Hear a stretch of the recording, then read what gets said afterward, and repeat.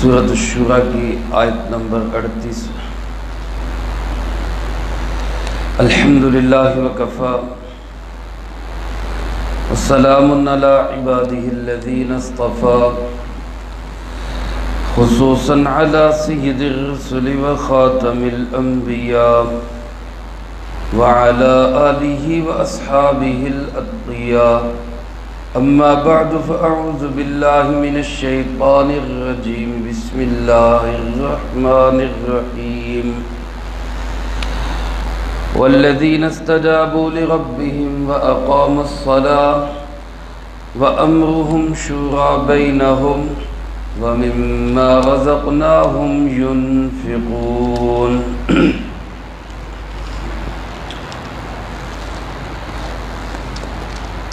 والذین استجابوا لربهم،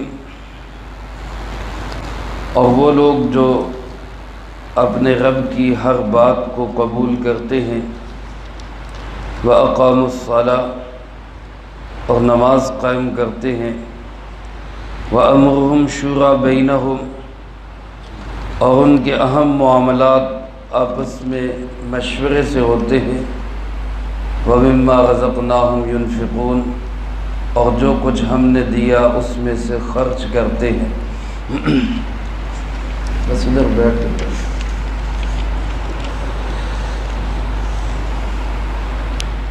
اس سے پہلی آیات مبارکہ میں اللہ رب العالمین نے دنیا کی حقیقت بتائی کہ دنیا ایک متاع ہے، ایک برتنے کی چیز اور ایک سامان ہے، دل لگانے کی چیز نہیں ہے۔ اور آخرت کے متعلق فرمایا کہ خیر و ابقا، بڑی بہترین بھی ہے اور باقی رہنے والی بھی ہے۔ آخرت ملے گی کن کو؟ ان لوگوں کی اللہ پاک نے صفات بیان فرمائی۔ 3 صفات اس سے پہلے درس میں بیان ہو چکی۔ جو لوگ ایمان لائیں اور اپنے رب پہ بھروسہ کریں۔ دوسری صفت یہ کہ وہ بڑے بڑے گناہوں سے بالخصوص بے حیائی کے کاموں سے بچیں۔ اور تیسری صفت یہ کہ جب ان کو غصہ آئے تو وہ معاف کر دیں۔ اس آیت مبارکہ میں جو آج تلاوت کی گئی، اللہ پاک نے 3 اور نشانیاں بیان فرمائی۔ جو چوتھی نشانی ہے وہ فرمایا والذین استجابوا لربهم واقاموا الصلاة، یہ وہ لوگ ہیں جو اپنے رب کی ہر بات کو قبول کرتے ہیں۔ اللہ رب العالمین کی طرف سے جو حکم آئے، جو فیصلہ آئے، اس پہ سر تسلیم خم کرتے۔ میرے محترم دوستو، اللہ اور اس کے محبوب جناب محمد کریم صلی اللہ علیہ وسلم کی ہر بات کو تسلیم کرنا یہ ایمان والے کے لیے ضروری ہے۔ اگر کوئی شخص یہ کہتا ہے کہ میں مومن تو ہوں، ایمان تو میرا ہے، اللہ کو بھی مانتا ہوں، رسول اللہ صلی اللہ علیہ وسلم کو بھی مانتا ہوں، آخرت پہ بھی ایمان ہے، فرشتوں پہ، قرآن پہ ایمان ہے، لیکن یہ بات میری سمجھ میں نہیں آتی، یہ شخص میرے بھائیوں صاحب ایمان نہیں، اس کا ایمان مکمل نہیں۔ اللہ رب العالمین نے دوسری جگہ قرآن کریم میں ارشاد فرمایا ادخلوا فی السلم کافہ، اسلام کے اندر پورے کے پورے داخل ہو جاؤ۔ یہ آدھا تیتر آدھا بٹیر، یہ اسلام اللہ کو قابل قبول نہیں ہے۔ حضرت عدی بن حاتم رضی اللہ تعالیٰ عنہ مسلمان ہوئے، پہلے عیسائی تھے، حاتم طائی کے بیٹے، پھر مسلمان ہو گئے، اللہ نے اسلام کی دولت سے نوازا۔ رسول اللہ صلی اللہ علیہ وسلم کی نگاہ مبارک پڑی، ان کے گلے کے اندر لاکٹ تھا، جس لاکٹ میں صلیب بنی ہوئی تھی۔ تو رسول اللہ صلی اللہ علیہ وسلم نے وہ لاکٹ ایسے پکڑ کے کھینچا اور اتار دیا اور فرمایا الق عنک ھذا الوصل، اس بت کو اب گلے سے اتار دو۔ یعنی اب ایمان قبول کر لیا تو اب سارا کچھ قبول کر لیا، اب اپنی مرضی نہیں کہ چلو جی تھوڑا بہت ادھر سے ہو جائے تھوڑا ادھر سے ہو جائے، ایسا نہیں، بلکہ فرمایا وہ لوگ ہیں جو اپنے رب کی ہر بات پہ لبیک کہتے ہیں، اللہ کا جو حکم آ جائے قابل قبول۔ اور بالخصوص اللہ کے احکامات میں سب سے بڑا حکم نماز کی پابندی، اس لیے اس کو الگ سے بیان کیا وَأَقَامُوا الصَّلَاةَ، اور خاص طور پہ نماز کو قائم کرتے۔ یہ لوگ ہیں جو آخرت کے اندر اللہ کی نعمتوں سے نوازے جائیں گے، جو آخرت میں عزت والے لوگ سمجھے جائیں گے، یہ وہ لوگ ہیں۔ اس لیے میرے بھائیوں، آج اس زمانے میں اگر ہم یہ سمجھتے ہیں کہ ہم دنیا والے نہیں بلکہ ہم آخرت والے ہیں، تو اس کے لیے یہ صفات اپنے اندر پیدا کرنا ضروری ہے۔ یہ چوتھی صفت اللہ کے ہر حکم کو پورا کرنا اور خاص طور پہ نماز کو پابندی کے ساتھ، اہتمام کے ساتھ قائم کرنا۔ قرآن کریم میں جہاں بھی اللہ رب العالمین نے نماز کا ذکر کیا ہے تو اس کے ساتھ نماز کے قائم کرنے کا ذکر کیا ہے، نماز پڑھنے کا ذکر نہیں ہے۔ آپ دیکھ لیں جہاں بھی فرمایا الذین یقیمون الصلاۃ واقاموا الصلاۃ، یہ قائم کرنے کا لفظ ہے۔ یہ کسی جگہ نہیں فرمایا کہ وہ لوگ جو نماز پڑھتے ہیں، نماز پڑھنا نہیں، نماز کا قائم کرنا ضروری ہے۔ اور نماز کا قیام کیا ہے؟ علماء نے لکھا ہے کہ وضو کو آداب و شرائط کے ساتھ، مستحبات کا خیال رکھ کے، اسی طرح نماز پورے دھیان کے ساتھ، خشوع خضوع کے ساتھ، نماز میں سنتوں واجبوں کا خیال رکھ کے، اور پھر اسی طرح نماز میں حضور قلب، اللہ کی طرف دھیان، کسی اور کی طرف دھیان نہ جائے، یہ نماز کا قیام ہے۔ اور جب تک یہ نہیں ہوتا تب تک یوں سمجھ لیں کہ نماز پڑھی جا رہی ہے، نماز قائم نہیں۔ اور حضرت مفتی زین العابدین صاحب رحمۃ اللہ علیہ، ہمارے شیخ کے عظیم عالم دین اور مبلغ اسلام، وہ فرمایا کرتے تھے کہ نماز کا قیام یہ بھی ہے کہ ایک بھی مسلمان بے نمازی نہ رہے، ایک بھی مسلمان۔ جب تک ایک بھی مسلمان بے نمازی ہے اس کا مطلب ہے کہ نماز پڑھی جا رہی ہے، نماز قائم نہیں ہوئی۔ نماز قائم اس دن ہوگی جب سارے نمازی 100% مسلمان وہ نماز پڑھنے والے بنے۔ اب میرے محترم دوستو، ہم اپنا جائزہ لیں، ہماری کیا صورتحال ہے۔ کل جمعہ گزرا ہے، جمعۃ المبارک کے اندر نمازیوں کی تعداد 300، 350، 400 نمازی، اور آج فجر کی نماز، آج نمازیوں کی تعداد کتنی ہے؟ اب اس کا اندازہ کریں، فجر کی نماز کتنی اہم ترین نماز۔ جمعہ کی اہمیت اپنی جگہ، لیکن فرض نماز کتنی اہم نماز ہے۔ اب اس کی فکر کون کرے گا، محنت کون کرے گا کہ مجھے آپ کو کام کرنا ہے؟ تو بقول حضرت مفتی صاحب ابھی ہم نماز پڑھ رہے ہیں، نماز ہم نے قائم نہیں کی۔ ایسی کوشش کریں، محنت کریں، تگ و دو کریں، فکر کریں، لوگوں کو سمجھائیں اور پڑھیں، اور اس پہ جو ہے اللہ سے مانگیں کہ اللہ کرے ہمارے محلے کا کوئی بالغ مرد وہ بے نمازی نہ رہے۔ اللہ ہمیں ایسی محنت کی توفیق نصیب فرمائے۔ پانچویں صفت اللہ پاک ارشاد فرماتے ہیں امرہم شورا بینہم، کہ یہ وہ لوگ ہیں جن کے آپس کے اہم کام مشورے سے طے ہوتے ہیں۔ مشورہ میرے محترم دوستو یہ بڑا اہم کام ہے۔ رسول اللہ صلی اللہ علیہ وسلم کو بھی اس کا پابند کیا گیا، حالانکہ آپ صلی اللہ علیہ وسلم کی براہ راست رہنمائی خود اللہ رب العالمین فرماتے تھے۔ آپ کو تو مشورے کی ضرورت ہی نہیں تھی، اللہ رب العالمین براہ راست رہنمائی فرما رہے، لیکن پھر بھی اللہ پاک نے آپ صلی اللہ علیہ وسلم کو حکم دیا وَشَاوِرْهُمْ فِي الْأَمْرِ، کہ دین کے اہم کاموں کے اندر صحابہ سے مشورہ کیا گیا۔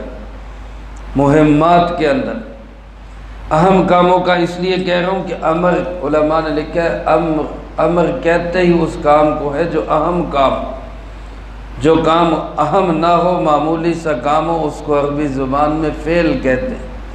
امر کہا جاتا ہے اہم کام کو، اور ایسا اہم کام جس کے متعلق اللہ رب العالمین کا، دین کا، شریعت کا کوئی واضح حکم نہ ہو، اس کے متعلق مشورہ ہوگا، جس کے متعلق اللہ رب العالمین کا واضح حکم موجود ہے اس کے متعلق مشورہ نہیں ہوگا۔ اب کوئی شخص کہے اٹھ کے کہ جی آؤ مشورہ کر لیتے ہیں، فجر کی نماز ہونی چاہیے کہ نہیں ہونی چاہیے، یہ مشورہ نہیں ہو سکتا، یہ تو اللہ کا حکم ہے۔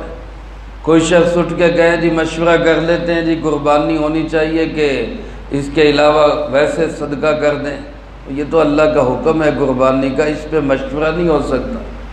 مشورہ ان کاموں میں ہوگا جن کاموں میں اللہ کا یا اللہ کے محبوب صلی اللہ علیہ وسلم کا واضح حکم نہ ہو اور وہ دین کا اہم کام پیش آ جائے، اس میں ہوگا کہ ہم مشورہ کریں۔ مثلا احد کا موقع آیا تو رسول اللہ صلی اللہ علیہ وسلم نے حضرات صحابہ اکرام رضی اللہ تعالی عنہم اجمعین سے مشورہ کیا کہ ہمیں مدینہ منورہ میں رہ کے جنگ لڑنی چاہیے یا باہر نکل کے مقابلہ کرنا چاہیے۔ خود رسول اللہ صلی اللہ علیہ وسلم کی ذاتی رائے یہ تھی کہ مدینہ منورہ میں رہ کے ہم لڑائی لڑیں، باہر نہ نکلیں، لیکن صحابہ اکرام رضی اللہ تعالی عنہم اجمعین میں سے اکثریت کی رائے یہ تھی کہ ہم باہر نکل کے مقابلہ کریں، مدینہ سے باہر نکلیں۔ آپ صلی اللہ علیہ وسلم نے ان کی اکثریت کی رائے کے مطابق فیصلہ کیا کہ ٹھیک ہے ہم باہر نکل کے جو ہے وہ لڑائی لڑیں گے۔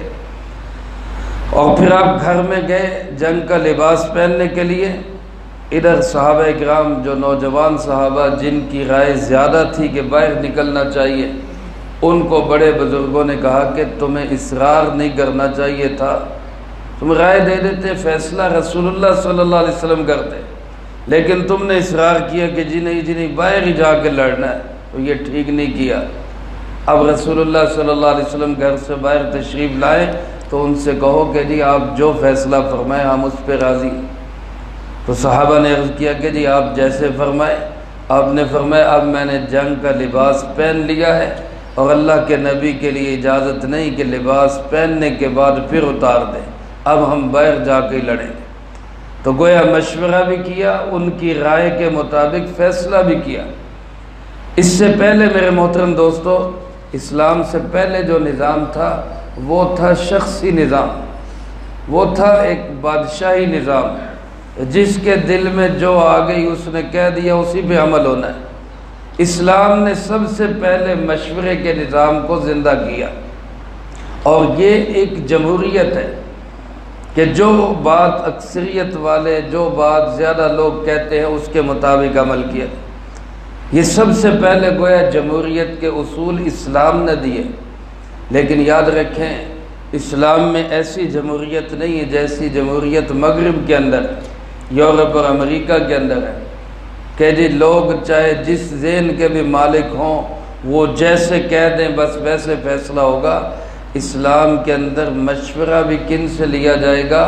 جو اہل دین اور اہل رائے ہوں گے۔ مسئلہ یہاں سے آ کے خراب ہوتا ہے، جہاں ہر بندے کی رائے وہ قابل احترام ہوگی تو وہاں جب فسق و فجور کا غلبہ ہوگا تو رائے فسق و فجور کی طرف جائے گی۔ مشورہ کن سے کرنا ہے؟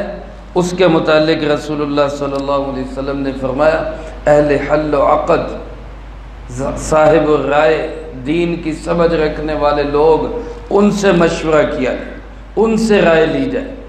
چنانچہ رسول اللہ صلی اللہ علیہ وسلم تمام صحابہ سے رائے نہیں لیتے تھے، اب بلکہ بعض جگہ پہ آپ نے فرمایا کہ کسی بھی معاملے میں ابو بکر اور عمر کی رائے رضی اللہ تعالیٰ عنہما ایک ہو جائے تو آپ نے فرمایا کہ میں ان کی رائے سے اختلاف نہیں کروں گا، میں ان کی رائے کے مطابق فیصلہ کروں گا۔ یہ صاحب حل و عقد لوگ ہیں، سمجھدار لوگ ہیں، ایسے لوگوں سے مشورہ کرنے کا آپ کو بھی پابند کیا گیا، اور ایسے لوگوں سے مشورہ کرنے والوں کو صاحب ایمان اور آخرت کے اندر معزز لوگ بننے کی پیشین گوئی کی گئی، جو اپنے معاملات مشورے سے طے کرتے ہیں۔ ایک حدیث پاک میں آپ صلی اللہ علیہ وسلم نے ارشاد فرمایا کہ 3 باتیں جب میری امت میں ہوں گی تو ان کے لیے زمین پہ رہنا بہتر ہوگا مر جانے سے، زمین کے اندر چلے جانے سے۔ اور اس کے برعکس جب 3 دوسری باتیں پیدا ہو جائیں گی تو پھر زمین کے اوپر رہنے سے اندر چلے جانا یعنی مر جانا بہتر ہوگا۔ کون کون سی 3 باتیں؟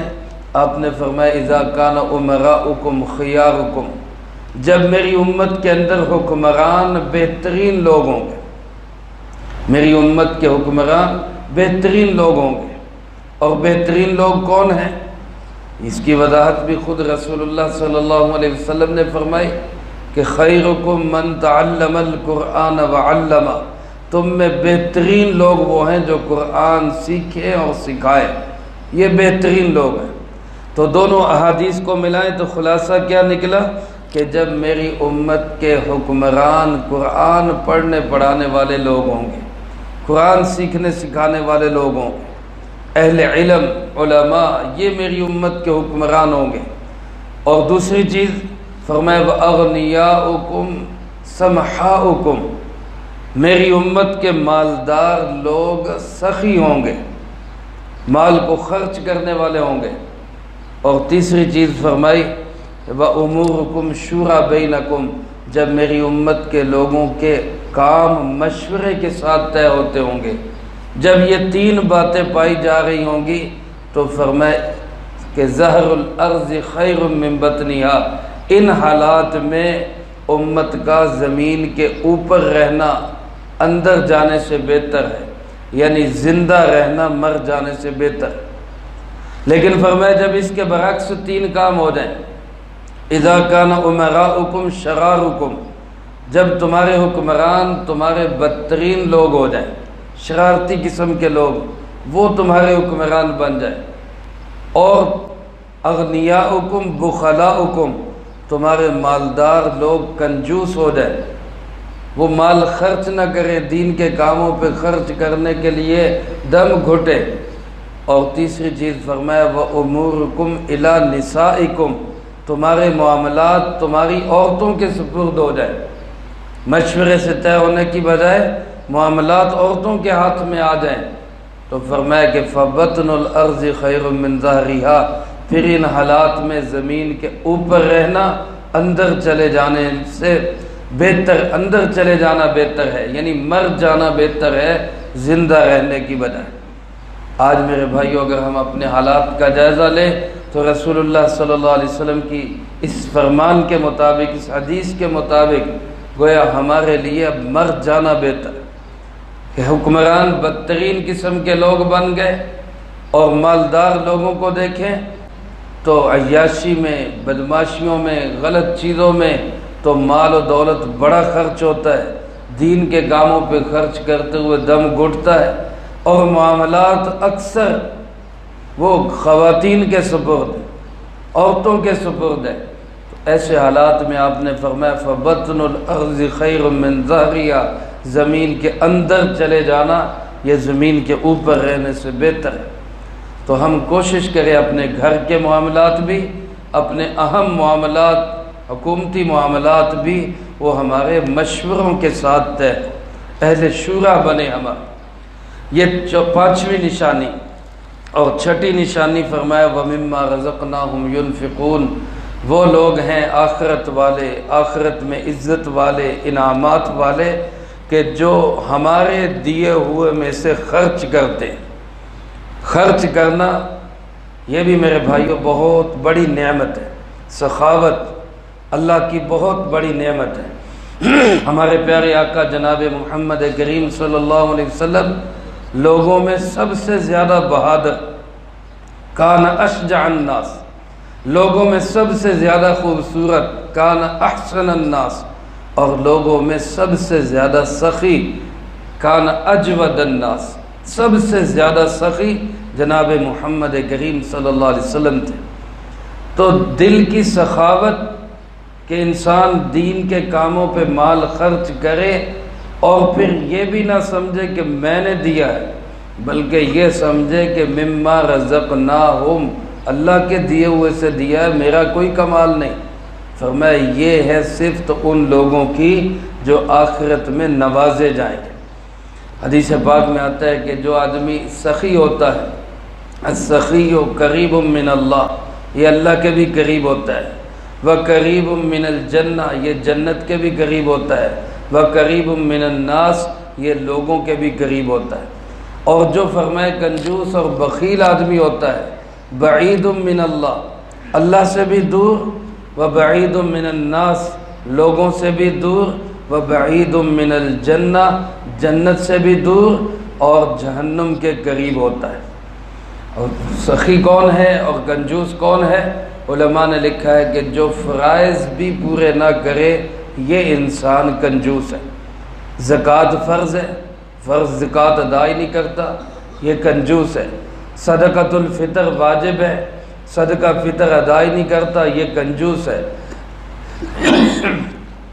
قربانی واجب ہے، قربانی واجب کو ادا ہی نہیں کرتا، بچنے کی کوشش کرتا ہے، ہیلے بہانے کرتا ہے، یہ انسان کنجوس ہے۔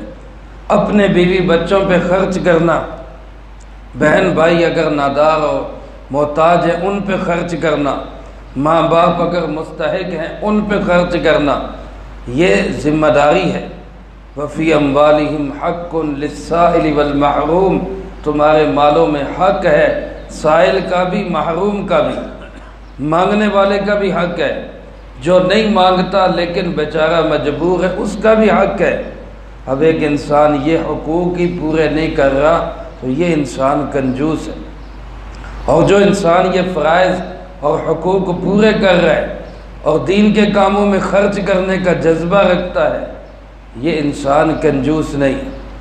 اور مال کے معاملے میں رسول اللہ صلی اللہ علیہ وسلم نے اور قرآن کریم نے ہمیں اعتدال سکھایا، اعتدال، میانہ روی۔ آپ صلی اللہ علیہ وسلم نے ارشاد فرمایا الاقتصاد فی النفقۃ نصف المعیشہ، خرچ کرنے میں میانہ روی اختیار کرنا یہ آدھی معیشت ہے۔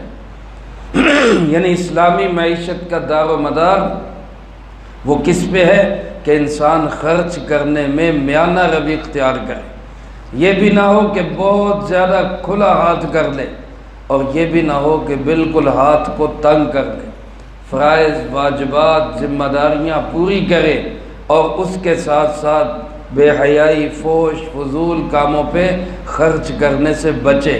یہ اللہ رب العالمین کے دیے ہوئے مال کی قدر ہے۔ اللہ پاک فرماتے یہ لوگ ہیں جو میرے دیے ہوئے میں سے خیر کے کاموں پہ خرچ کرتے ہیں۔ تو یہ 6 علامات آج تک مکمل ہوئی، مزید علامات اللہ پاک نے اگلی آیات میں بیان کی۔ یہ 6 صفات بھی اور آگے جو آنے والی صفات ہے ہم سب نیت کریں انشاءاللہ ہم اپنے اندر پیدا کریں گے، اور ان 6 صفات کو اور باقی صفات کو پیدا کر کے ہم بھی آخرت کے مستحق بنیں گے۔ اللہ مجھے آپ کو سب کو اس کی توفیق نصیب فرمائے، جو کہا سنا اس کو زندگی میں لا کے دوسروں تک پہنچانے کی توفیق عطا فرمائے۔ اللہم انت السلام ومنک السلام، تبارکت ربنا وتعالیت یا ذا الجلال والاکرام۔ اللہم اعنا علی ذکرک وشکرک وحسن عبادتک، اللہم احسن عاقبتنا فی الامور کلها واجرنا من خزی الدنیا وعذاب الآخرہ، اللہم واقیتا کواقیت الولید، اللہم استر عوراتنا وآمن روعاتنا، اللہم انا نجعلک فی نحورہم ونعوذ بک من شرورہم، اللہم اکفنا بحلالک عن حرامک واغننا بفضلک عمن سواک، اللہم اکفنا